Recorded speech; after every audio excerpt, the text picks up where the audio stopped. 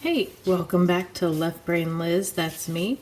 Today I'm going to go over these new gouache paints that I got from Amazon. I've heard this name floating around quite a bit, Arteza. They're an American company and they make a number of different products, including gouache, or gouache, or however you say it, watercolors, acrylic paints, pencils, brushes, canvases, you name it, they make it. So I decided, since I didn't see a whole lot of reviews out there for their paints, I decided to go ahead and try them out myself. They're pretty inexpensive. I got this set for, I think it was like $18, maybe less. I don't even remember. It was less than $20, let me put it that way. And I've never tried gouache before, so this is going to be new and interesting for me. But I have played with watercolors quite a bit. And so when I first got these, I noticed that on the on the label, let me get a better picture here. On the label, they have the light fastness, the transparency, the pigment color, just right there in the open. And I love that because a lot of times when you get these smaller watercolor tubes, like this is my Cotman, for example, it's so teeny tiny, like on the back, and you kind of have to like fumble through all these other words to try to, your eyes to kind of find it. So this one is just like right there, right on the front. Don't have to like think about it and all, and they have all their other information on the back. So anyway, I'm going to paint this picture that I've had drawn out for a long time, but I haven't done anything with it. This is one of my characters on World of Warcraft. I'm a big nerd like that. I've been playing that game since its launch in 2000, whatever, 5 or something like that. I don't know. It's been a long time. But this is my Draenei priest, and she's a shadow priest. And so I'm going to attempt my best painting with this. I don't even know if I could paint it well in watercolor, to be honest, but we'll see how gouache goes. So gouache is supposed to be basically like watercolor, but more opaque. So with watercolor, typically you have to use the white of your paper to keep it, like the white part's white. Whereas with gouache, you can use this, since it's more opaque, you can use like a white to make your highlights and stuff. So we'll see how this goes. I've been trying to make glow techniques with watercolors, and I use masking, whatever this stuff is, Frisket, sorry, liquid Frisket, that's what I know it as, to cover my white areas and then just paint around it. But since I have gouache, you know, I could do that. So these are supposed to be kind of glowy orbs right here. Her eyes will probably glow a little bit. We'll see. But I don't know, follow along and see how I do. I'm going to speed this up just a little bit, mainly because my cat is in heat again, and she's going to be making a lot of noise, so I'm going to not talk. So anyway, here we go. Okay, so this is the color palette I mainly used. I did stray from it a little bit, but for the most part, her skin is blue, her hair is brown. Her since she's a shadow priest, her surrounding things like her sword and her orbs are like a purpley color. So one tip I would have to mention is, like, if you're going to try something new, only try the one thing. Don't try multiple things. So I made the mistake of trying a technique that I had heard about called grisaille, where you lay down this black layer, or, you know, a darker layer, gray, maybe. You can use other colors too, but for the most part, you're putting kind of like an underlay of shadow of a different type underneath your main colors to give it kind of, I guess it's to just give it like a bolder look. I'm not really sure. I guess it's just whatever you think, your opinion of it. I was messing up so much that I ended up covering my grisaille. I think it would work. I mean, you can do it with gouache, but I think it works much more effectively with watercolor, just because watercolor is more transparent and you can lay down that darker color and then just have kind of like your main colors on top of that. But I don't know. I think, the main grisaille that I laid down on here looked pretty good. But yeah, like I said, I covered it because I was layering and layering and layering.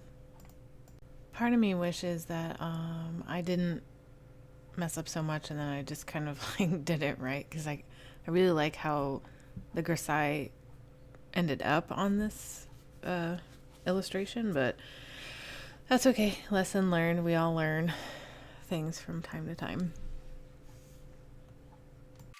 First, I will say that I am not good at drawing swords, equipment type stuff like armor, and I've just never been good at that. I guess my lines aren't straight enough to give these like crisp. I mean, I guess they're straight enough here, and considering that this is cold pressed watercolor paper that has the texture to it, and your lines tend to be a lot more wavy. I guess I did a relatively decent job, but I'm not giving myself praise at all for this sword. But basically, those are eyeballs in the sword that kind of look around. It's kind of a neat little sword, but I don't think I did it any justice, but that's okay. I'm not trying to win any prizes here. So anyway, her skin is blue. I used kind of a lighter blue to kind of wash over to make the lighter, I guess, maybe the mid-tones. I don't know. It's kind of like a lighter blue color, and then like a turquoisey type blue. I don't remember the names, and I don't have the thing in front of me, so I apologize for that. But basically, I washed over with my main color, and then kind of went over some of the highlighty parts with that turquoise color, and then I think there was even a darker blue that I went over some stuff, but I was trying to work in areas where I could let it dry. And gouache dries really fast. I was surprised at how fast it dries. I guess it's because of that additional additive that's in there, the calcium carbonate, I think it is, that they put in there to make it more opaque. Tends to, I mean, chemically, I would think that it would soak up the water more. So like, even if you have like a really watered down paint that you lay down, it's going to dry really fast because of that chemical or that compound that's in the paint. Just, it's kind of like salt, salt just dries things out. Anyway, her hair is brown, and again, I don't remember the names of these colors. I just went over, tried to keep my white parts white and go back over it with gouache, but again, I didn't do the best job because I've never used gouache, and two, the grisaille technique. So like I said earlier, just don't do too many things at once. Just try one thing. I should have just tried the gouache first and then done like a grisaille later. But truth be told, the grisaille, I liked it. So I will probably do it again in the future and just do it with watercolor and maybe try it again with gouache. But yeah, so the gouache itself is pretty good. Even though this is a cheaper brand, I had no problems with it. I thought it worked well for what I heard gouache is, which, opaque watercolor. It activated so easily. I don't know if it's because I had so many layers on the paper or what, but I don't know, just when I would put the white down and I needed to kind of like accent, I don't even know what I'm trying to say, but it just activated really, really easily, and you could blend well that way. But again, the stuff dried so quickly that later on you'll see I kind of had some trouble with my orbs because I was trying to make a blending glow effect, but it wasn't working very well because maybe I was trying to do too much at one time, and it was just drying so fast on me that I couldn't blend it the way I wanted it to. But I think that's the nature of gouache, not necessarily the Arteza brand. I'm not entirely sure I'm even saying that right.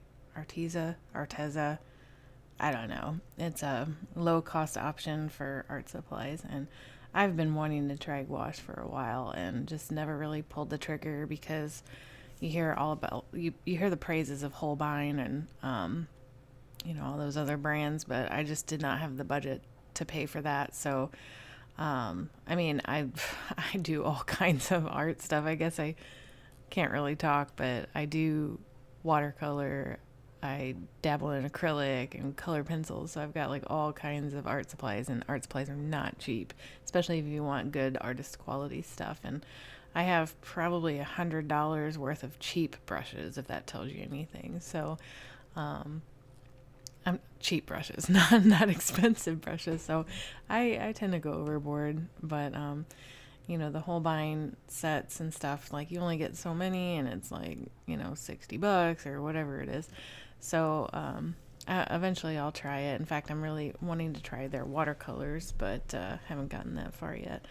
But I will say that I feel like their pigmentation here in the Arteza gouache is pretty good. I mean, I didn't have any complaints at all. It laid down really well.